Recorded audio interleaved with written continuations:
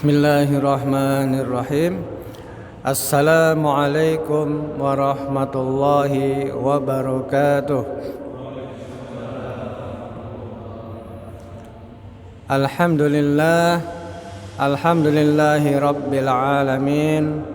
Wabihi nasta'inu ala umuri dunya waddin. Assalatu wassalamu ala nabiyyina Muhammadin wa ala alihi wa sahbihi ajma'in. Amma ba'd. Qala ta'ala fi kitabihil karim, a'udzu billahi minasy syaithanir rajim.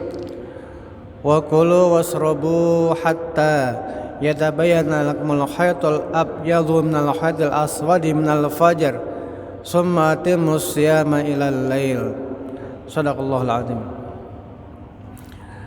Bapak dan Ibu sekalian, jamaah Masjid Cokro rahimakumullah, puji syukur kepada Allah Subhanahu wa taala kita pada hari ini bisa kembali bermuwajahah dalam majelis ta'lim untuk takjil di bulan Ramadan ini. Insyaallah dalam keadaan sehat walafiat. Kemudian salat dan salam marilah kita sampaikan kepada Nabi besar Muhammad sallallahu alaihi wasallam sebagai suri tauladan kita semuanya dan sebagai qudwah kita semuanya. Bapak Ibu rahimakumullah, pada sore kali ini marilah kita membahas tentang puasa yang berkaitan dengan kesehatan, ya. Sebuah ayat yang tadi kami sampaikan, wa kulu wasrabu, makan dan minumlah, hatta sampai yatabayyana lakumul khaytul abyadu, sampai jelas bagi kamu sebuah garis putih, minal khaytil aswadi, dari garis hitam, minal fajar, pada saat fajar. Summa atimus siyama, kemudian sempurnakanlah puasa itu ilal lail, sampai waktu malam atau waktu maghrib.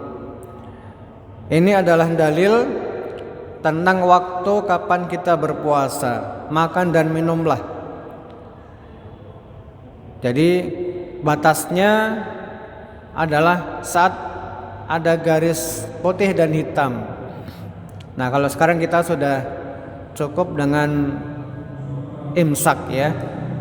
Meskipun ada yang berpendapat imsak itu bukan waktu akhir, tapi masih bisa sampai subuh. Itu wallahu a'lam. Kemudian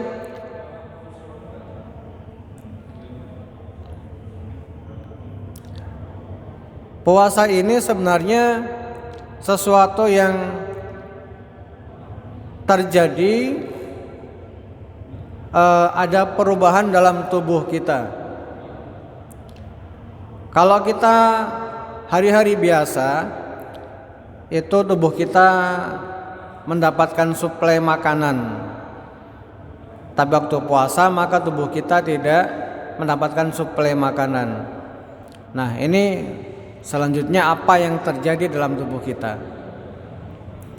Ada sebuah hadis, ini saya sampaikan sebuah hadis, an Nabi Hurairah radhiyallahu anhu qala Rasulullah sallallahu alaihi wasallam sumu tasihhu, akhrajah At-Tabrani fil Mu'jam al-Awsat, yang artinya dari Abu Hurairah radhiyallahu anhu qala, Rasul bersabda, berpuasalah niscaya kalian akan sehat. Ya, ini riwayatnya oleh At-Tabrani dalam Al-Mu'jam al-Awsat.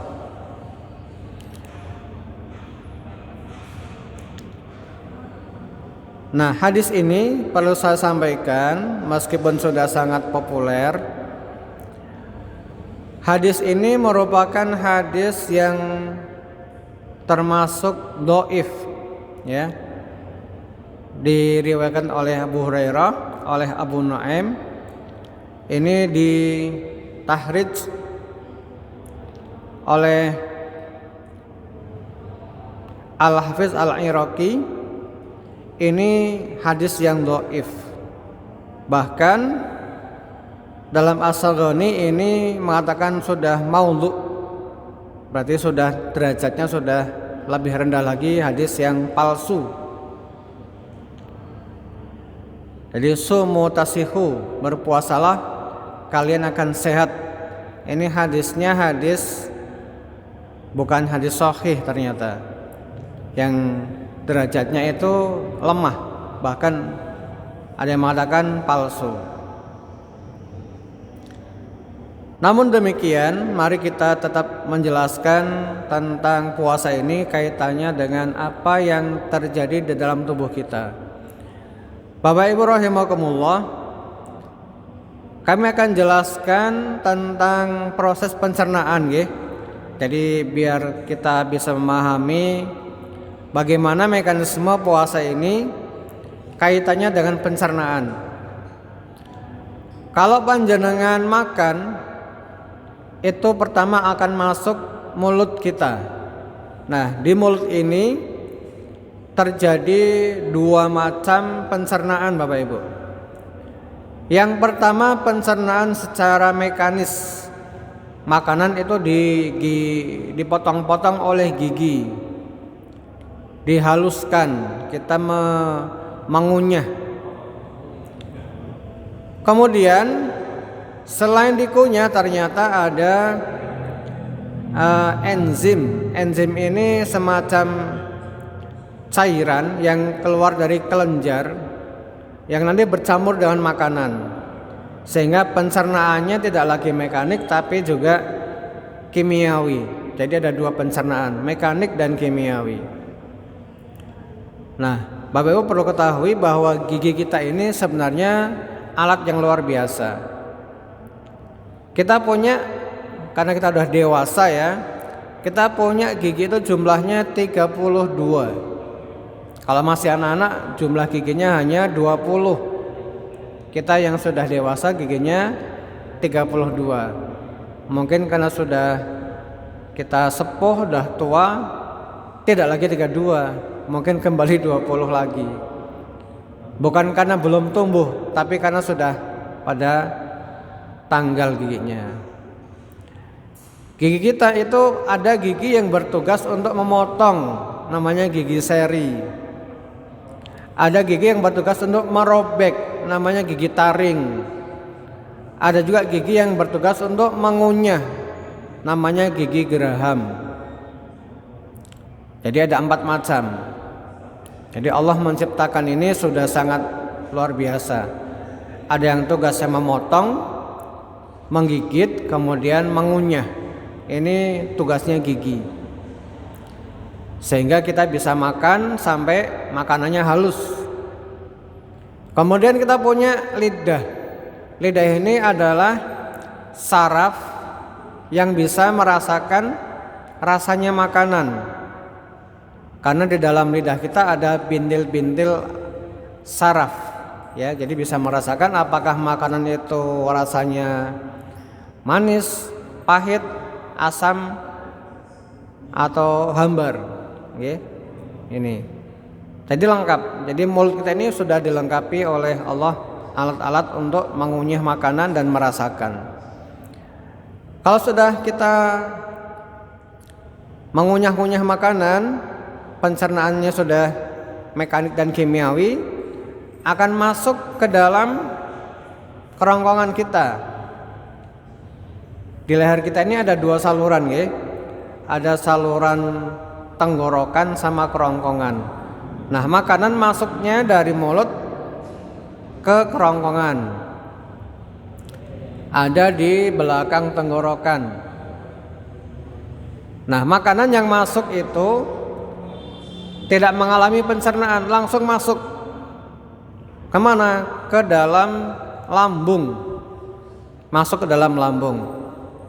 Jadi dari mulut masuk ke lambung. Nah, di lambung ini makanan akan mengalami pencernaan lagi. Pencernaannya secara mekanik dengan gerakan lambung yang kembang kembis gitu ya. Kemudian secara kimiawi juga bercampur lagi dengan enzim. Nah, kira-kira di lambung makanan akan mengalami itu kurang lebih prosesnya 2-3 jam. Setelah selesai, makanan akan masuk kemana? Ke dalam usus. Kita punya 2 usus, usus halus dan usus besar.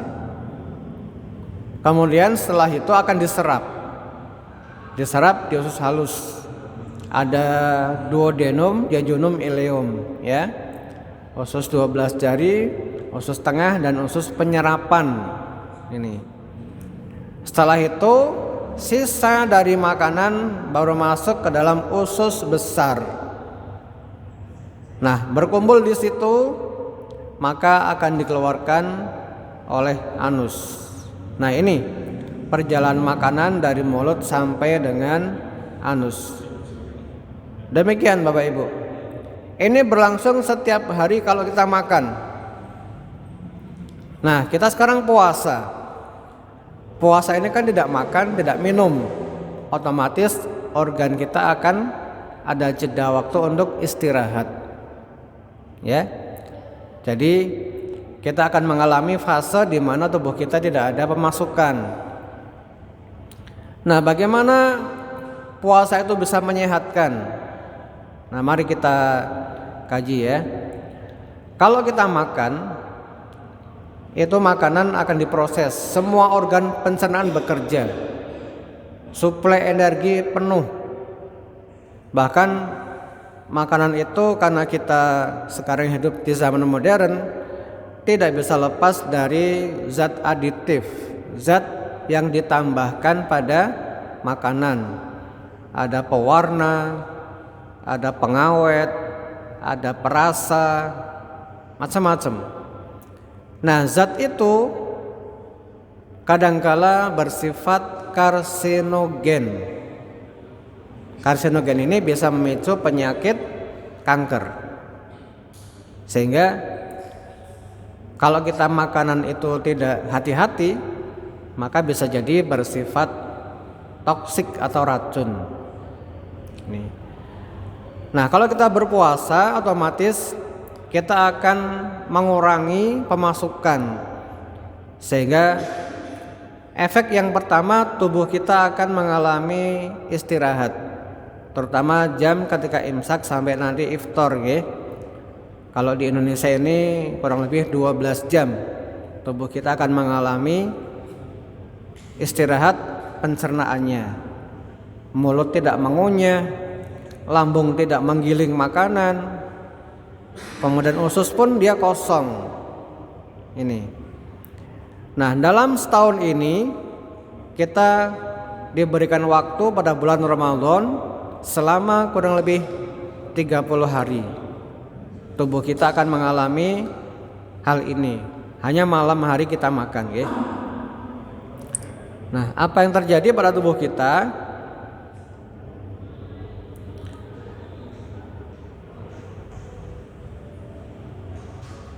Nah, yang pertama tadi sudah kami sampaikan. Tubuh akan mengalami fase istirahat atau ususnya istirahat. Semuanya istirahat. Lantas kalau kita tidak ada makanan, dari mana sumber energinya? Sumber energinya itu ternyata tubuh mengalami yang namanya proses penggalian makanan atau penggalian sumber. Namanya glikogen. Jadi ada sumber makanan zat gula yang disimpan di dalam otot, namanya glikogen. Jadi kita punya 2 sumber. Yang pertama glukosa, itu gula dalam darah. Yang kedua adalah glikogen, gula dalam otot. Nah, inilah yang nantinya dipakai sebagai sumber energi waktu kita puasa. Nah, penggalian sumber ini membuat tubuh kita mengalami pembersihan. Jadi semuanya dipakai, glikogenya dipakai. Efeknya apa? Efeknya kita berat badan akan turun. Ini akan terlihat lebih kurus sedikit.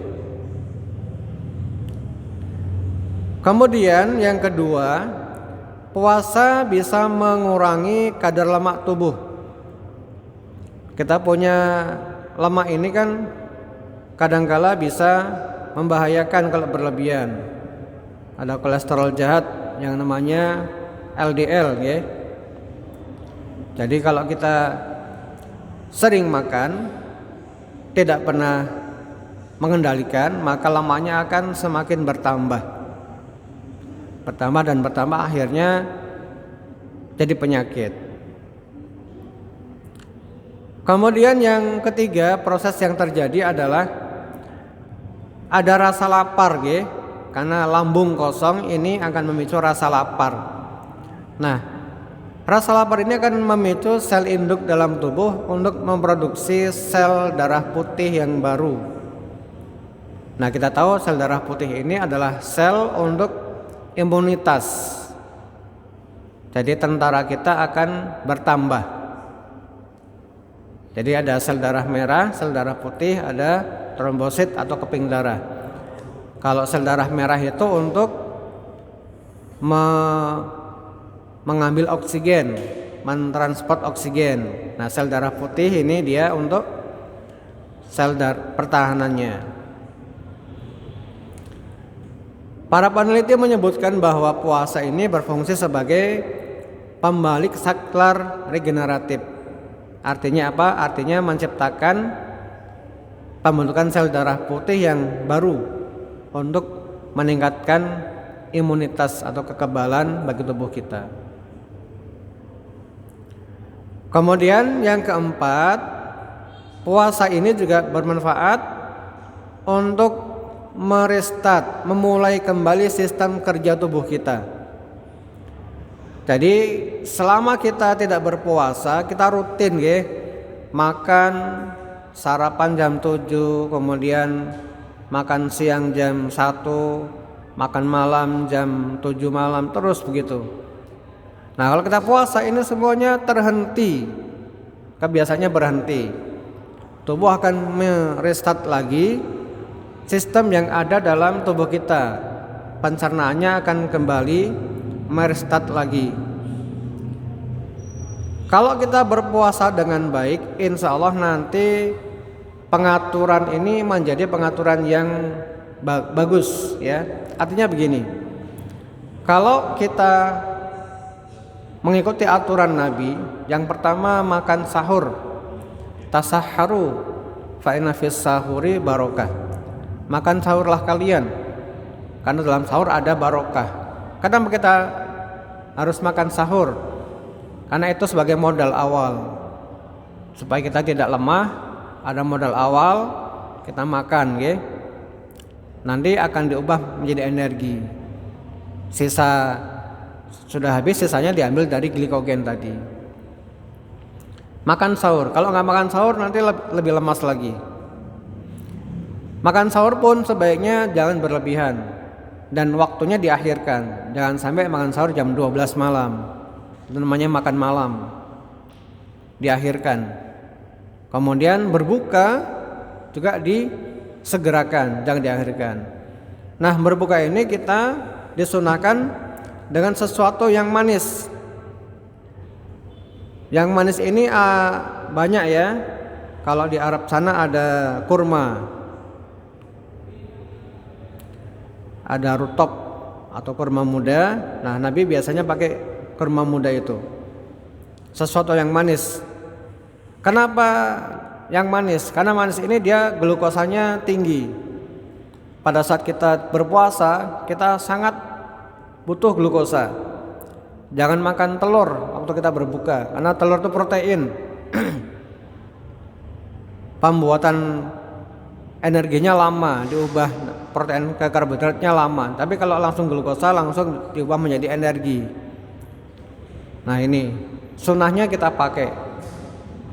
Ketika buka itu jangan sampai kita seperti orang yang orang yang kelaparan. Semua hidangan kita santap habis, jangan sampai. Kita minum air putih dulu untuk membasuh haus dahaga. Baru makan makanan yang manis, bisa kurma, bisa buah-buahan yang lain yang manis. Jangan langsung makan makanan yang berat atau makan nasi langsung, jangan. Kasihan perut kita. Kenapa? Karena lambung kita baru aja istirahat selama 12 jam. Kalau kita makan langsung dalam jumlah yang besar, kaget lambungnya, ini langsung kerja berat ini. Jadi makan itu yang cemilan dulu, yang kecil-kecil. Baru kita sholat maghrib, kan ini sudah bekerja, sudah agak panas. Nah, kita tambah makan karbohidrat. Nah, ini insya Allah nanti tidak akan kaget lagi. Jadi Bapak Ibu sekalian, selama kita puasa ini tubuh kita insya Allah dalam kondisi baik-baik saja. Selama kita ikut aturan, ya. Makan sahur diakhirkan, bukan disegerakan yang manis-manis. Jangan sampai kemudian kita makan langsung banyak. Jadi itu yang terjadi pada tubuh kita kalau kita berpuasa. Sehingga walaupun kita itu lemes, ya, seperti nggak punya energi, tapi kita sebenarnya ini kondisi yang stabil. Semua lemak kita dibakar. Jangan bisa merasakan ada hawa panas dalam tubuh kita waktu kita puasa. Jadi seperti ada proses yang berjalan. Ya, ini adalah pembakaran glikogen tadi, pembakaran lemak. Kemudian ada pembentukan sel darah putih baru tadi, ya. Kalau orang yang punya MAH biasanya adaptasi, mungkin dia hari-hari awal terasa berat, tapi begitu hari yang sudah berjalan, maka perut lebih terasa enteng. Karena keteraturan ini membuat asam lambung juga dia bisa terkendali. Karena MAH ini kan dia penyakit kelebihan asam lambung, ya.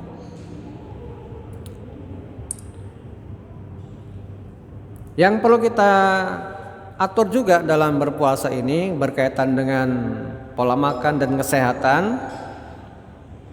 adalah menu makanan kita. Jangan sampai kita ini berpuasa hanya memindahkan jam makan. Kalau pada saat kita biasa 3 kali makan, ya, pagi, siang, malam. Nah, pada puasa ini jangan sampai kita hanya memindahkan jam makan. Waktu buka itu dianggap makan pagi, nanti habis tarawih makan lagi, sahur makan lagi. Nah, jadi kita tetap mengendalikan diri. Jangan sampai kita seperti orang yang balas dendam gitu. Ini pula kadang yang membuat pengeluaran kita puasa malah lebih banyak, ya kan?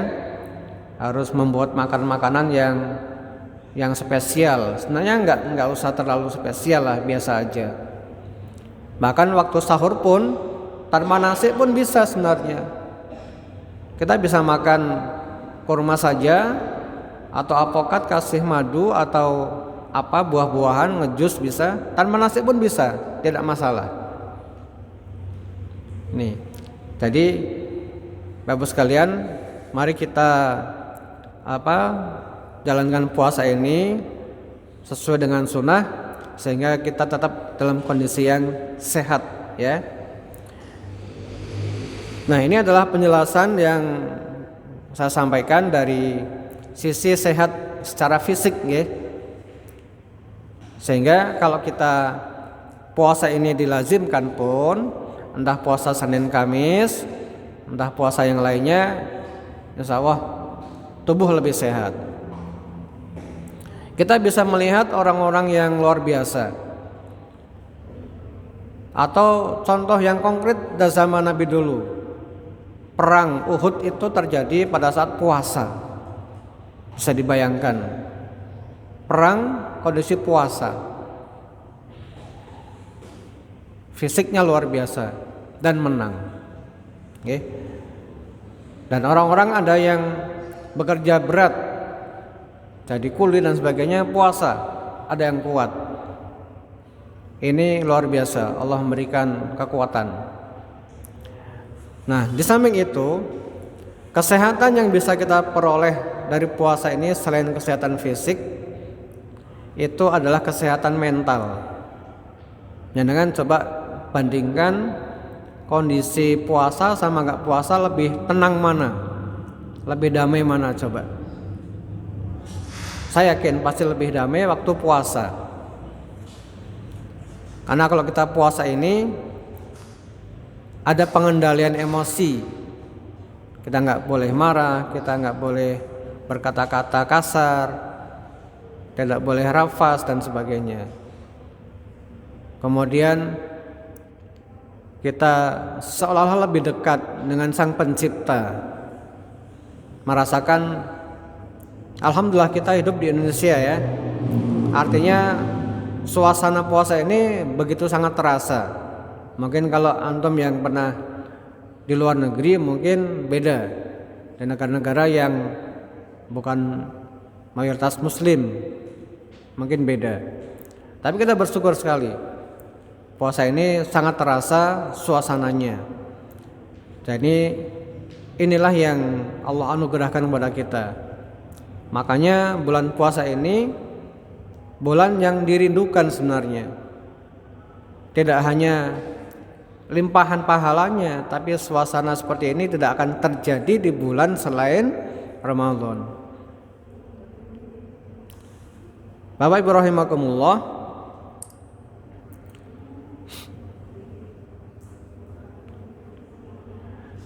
berkaitan dengan puasa ini sedikit lagi yang perlu saya sampaikan, itu adalah tentang konsumsi makanan ya. Jadi ada sebuah hadis, ini saya sampaikan artinya saja.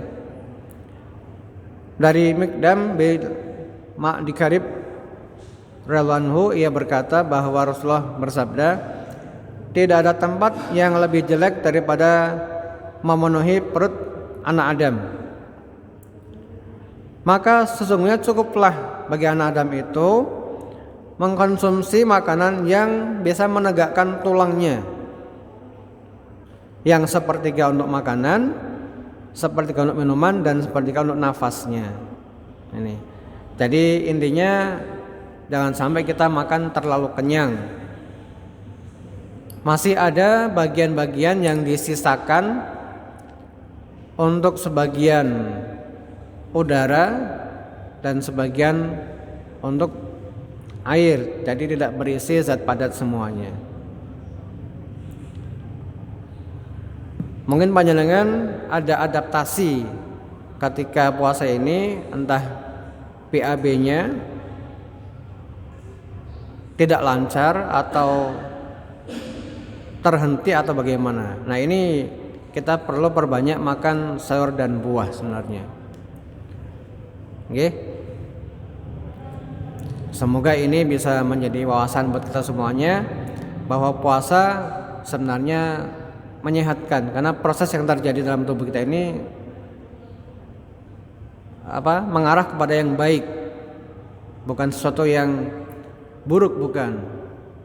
Maka bersyukurlah kita sebagai orang muslim ada waktu untuk berpuasa ini. Insya Allah meskipun ada hadis yang menyatakan sumu tasihih itu hadis yang dhaif, tapi memang kalau kita puasa ini tubuh menjadi lebih sehat, asalkan kita sesuai dengan sunnah Nabi, tidak berlebihan dalam hal makanan. Demikian Bapak Ibu yang bisa kami sampaikan, semoga ada manfaatnya. Billahi taufiq wal hidayah. Wassalamualaikum warahmatullahi wabarakatuh.